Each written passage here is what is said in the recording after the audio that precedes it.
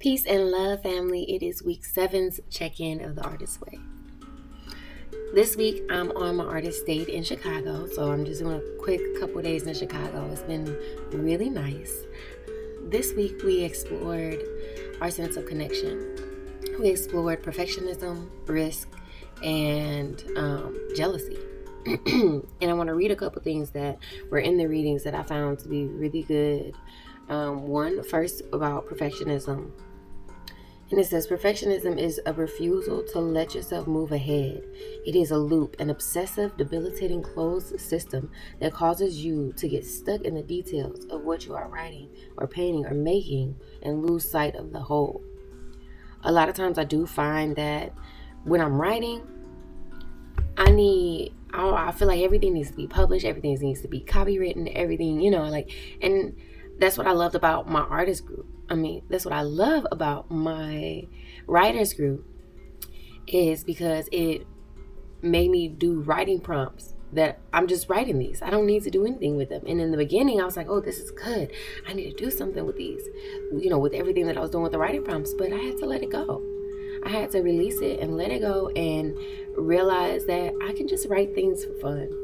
Everything doesn't need to be a published novel or, something that is big. I can write for fun. And I think that is really helping me reconnect with my creativity.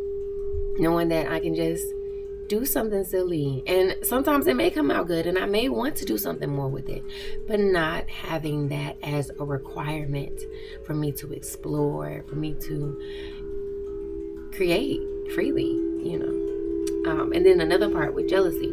Risk, I take risks. So it was good, but I didn't really have anything to highlight with that. But with jealousy, she says, at its root, jealousy is a stingy emotion. It doesn't allow for the abundance and multiplicity of the universe. Jealousy tells us there is room for only one poet, one painter, one of whatever you dream of being. Jealousy produces tunnel vision. It narrows our ability to see things in perspective. It strips us of our ability to see other options. Jealousy strips us of our will to act when action holds the key to our freedom. And one of the things that I also realized while doing my readings is that when I do experience jealousy, it's usually because that person is doing something that I either wish I would have done or wish that I would do and haven't done. So one of the tasks was to do a jealousy map and to write out who you're jealous of. And at first I'm like, I'm not really jealous of anybody. I am jealous of, somebody receiving the recognition that I believe I deserve. That's when I experience jealousy. But then I had to think about it. And there is one person that I'm jealous of. And again, it's because she did something. It's because she was consistent in something that I was not consistent in. And she completely deserves the success that she has. But I'm beating myself up looking at her because I feel like that success should be mine. It would have been mine if I were to be consistent. If I would have put in that work, continuously like I was doing. And it would have been. But the reality is I did not put in that work. And I'm putting in that work now. So my success is coming. And yes, but also jealousy is a real thing. I'm happy that I can acknowledge that I am feeling feelings of jealousy. And I'm going to use that to help motivate me to keep going and to be better. So let's go to the check-in questions. Oh, another task that I liked was just writing this mantra. Treating myself like a precious object will make me strong. Because a lot of times we feel like we need to go through hard things to make us strong. But no, when we are precious with ourselves, when we love on ourselves and we set the standard for ourselves, when we treat ourselves like a precious object, and we don't allow anybody else to treat us any other type of way. And that is strong. that makes us strong to be able to set those boundaries, because it's like, you ain't gonna treat me like I treat me. What are we doing? You can't be here. Like, you're gonna have to go away. But yes. So for the check-in, I did really good on my morning pages. I'm in Chicago, and I brought my notebook, but I finished my pages yesterday, so I don't have any more pages to write in my morning pages while I'm here. I was supposed to bring my new notebook, and I brought the one that I already wrote in. So I had 2 pages in there that I had skipped on accident. So I just wrote one today, and then I'm gonna write one tomorrow, because I leave tomorrow. So, just leaving some space for me to at least write 1 page a day, since I used all my pages. And I'm on my artist day right now. Did I take any risk? How do I feel? And also, did I experience any synchronicity? So this whole Chicago trip was very synchronicitous. So I was in a fashion show for Earth Day, and one of the models, me and her were talking about yoga, comedic yoga, and Jamaica, and how she practiced with this man who does retreats in Jamaica. And so as I was planning out my trip, I was looking for a Haji healing salon, which I had came to when I was on the road in my bus. You can check all of that out on my page too. Because I love that place. It's apothecary. They do yoga. They do a lot of things. But also I was like, I want to search comedic yoga.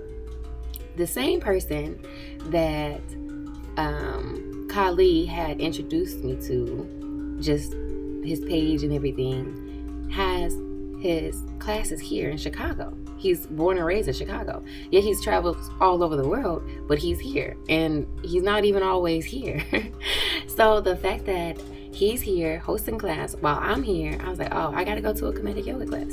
So I hopped on the train, made it to the comedic yoga class, and it was amazing. It was so good. The energy of everybody was so good, so amazing.